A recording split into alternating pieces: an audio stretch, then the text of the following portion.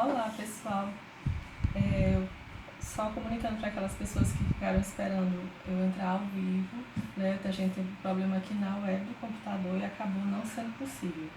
Mas aí estou gravando para que vocês possam assistir qualquer coisa, qualquer interação, vocês deixem mensagem ou enviem pelos grupos do WhatsApp que eu respondo posteriormente. O conteúdo que a gente vai rever hoje é em relação ao reino Monera, o mais simples de todos os reinos celulares. Lembrando que há dias atrás eu postei aqui uma revisão sobre vírus, nós vimos que eles são seres vivos acelulares, então a partir da evolução das moléculas orgânicas dos mares primitivos surgiram simbioses de organelas, né, de estruturas orgânicas feitas a partir do carbono. E nós tivemos então o surgimento de células muito simples que hoje nós conhecemos como bactérias, arqueias, cianobactérias, são seres procariontes. As bactérias classificadas dentro daquela classificação de Linneu, elas são chamadas estão dentro do grupo do reino Monera porque elas têm essas características celulares, essas características aqui. Primeiro, elas são celulares, são indivíduos constituídos por célula. Depois, elas são seres procariontes. Essa é a principal característica do reino Monera, seres procariontes. Ou seja, células que não desenvolveram núcleo e nem desenvolveram organelas membranosas. Nós vamos ter material genético dessa célula, nós vamos ter citoplasma, nós vamos ter o envoltório, como em outras células, porém não temos membranas internas. Essas células só têm membrana externa, no caso a membrana plasmática. Então são chamadas de procariontes os seres que não possuem núcleo. Por que não possuem núcleo? Por não ter membranas internas, dentro nas organelas, não tem organela citoplasmática, elas não desenvolveram a membrana que guarda o material genético na maioria das células, que é chamada de carioteca. Então, procariontes são células que não têm carioteca. E o que seria essa carioteca? A carioteca, nós podemos dizer que ela é a membrana do núcleo. Então, seria a membrana nuclear. E bactérias não têm essa membrana. Portanto, o seu material genético fica solto, disperso no citoplasma. Fica centralizado, porém, não tem nada que envolva. O DNA está todo misturado dentro do citoplasma, o que não ocorre nas outras células que nós chamamos de eucariontes. As bactérias também, elas podem ser classificadas em termos de nutrição, certo? Nós tanto vamos ter bactérias que são autótrofas, como nós vamos ter bactérias que são heterotróficas ou heterótrofas. As bactérias que são autótrofas são aquelas bactérias que conseguem absorver o oxigênio a partir de moléculas gasosas, moléculas de CO2, e esse carbono, eu falei moléculas de oxigênio, é moléculas de carbono. E esse carbono, ele vai servir para a produção energética, para a sobrevivência da célula. Nós vamos ter dois exemplos clássicos de alimentação, que também a gente pode dizer que é a respiração da célula. As células que são autotróficas, as bactérias autotróficas, elas podem realizar fotossíntese ou podem realizar quimiossíntese, obtendo carbono a partir de reações químicas inorgânicas, né, na quimiossíntese. E temos também as heterotróficas, autotróficas, viu? Auto, a si mesmo. Trófico vem de trofia, de alimentar-se. Então, bactérias produzem seu próprio alimento, sintetizam seu próprio alimento. Heterotróficos são aqueles seres que não conseguem sintetizar, produzir seu próprio alimento. Então, precisam buscar essa alimentação fora. No caso, nós vamos ter bactérias heterotróficas, que são saprofágicas. Os saprófitos são aqueles seres vivos que se alimentam de matéria orgânica em decomposição. Então, matéria morta, uma árvore morta, um animal morto, um ser humano morto, vão estar lá elas se alimentando a partir dessa matéria e, né, conseguindo obter energia a partir desses seres já mortos. E vamos ter a relação também de parasitismo. Algumas bactérias heterotróficas, elas são parasitas, quer dizer que elas obtêm alimento a partir de seres vivos, né? Elas comem, entre aspas, se alimentam de matéria viva.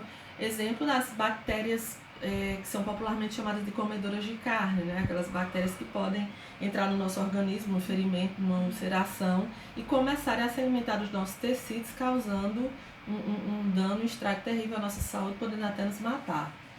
Então, em relação às bactérias, nós temos que lembrar sempre isso. São os seres celulares mais simples, estão dentro do reino Monera, são procariontes porque não possuem a carioteca, que é a membrana do núcleo, podem ser autótrofas ou heterótrofas. Então, vão ter aquelas que vão se alimentar por fotossíntese, se nutrir por fotossíntese ou quimiossíntese, e aquelas que vão se alimentar, produzir sua energia a partir da matéria morta, em decomposição, ou da matéria de seres vivos.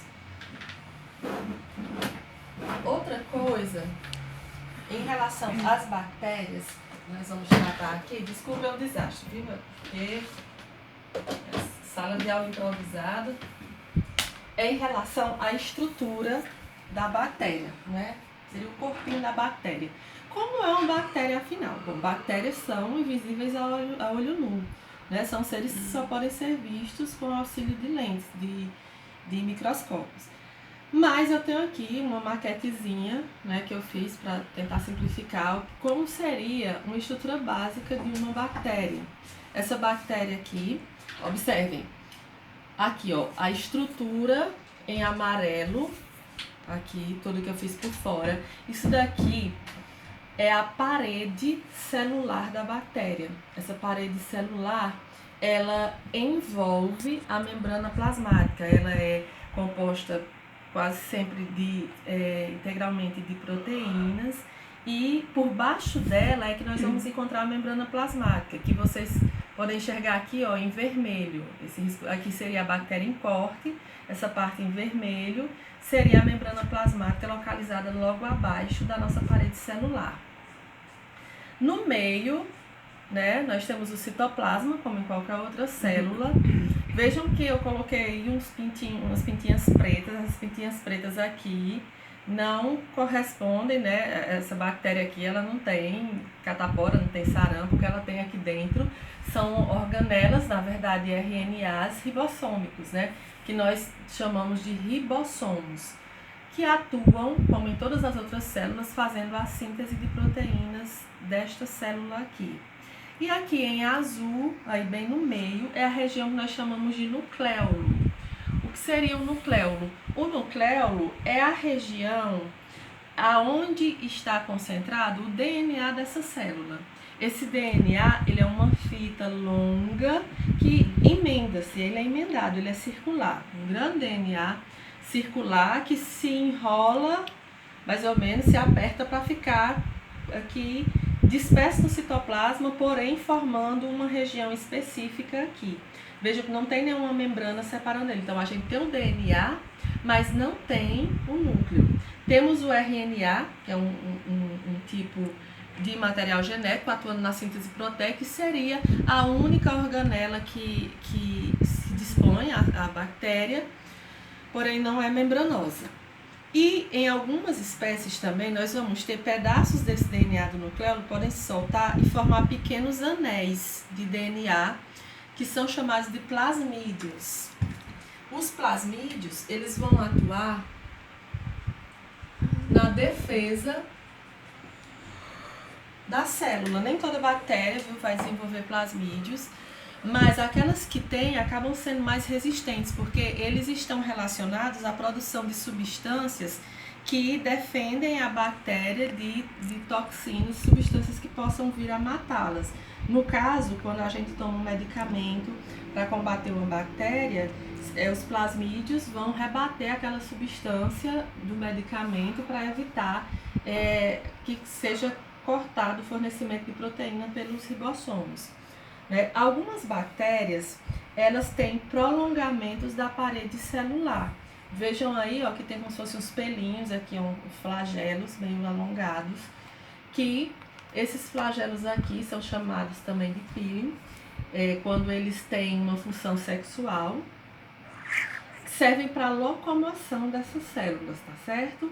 Mas diferente dos flagelos das células eucariontes, que são normalmente prolongamentos dos centríolos, aqui são apenas prolongamentos da proteína que compõem a parede, aqui essa paredezinha, né, proteica que está sobre a membrana plasmática. Algumas bactérias também, deixa eu pegar aqui. Algumas bactérias também, elas podem desenvolver uma cápsula mucosa. Nem todas elas fazem isso, mas algumas podem desenvolver um muco sobre aqui a sua parede celular, que também serve como forma de proteção para a célula. É o que a gente chama de bactéria encapsulada, né? Ela pode criar essa cápsula de muco, aí vem a cápsula de muco, depois a parede celular, depois a membrana.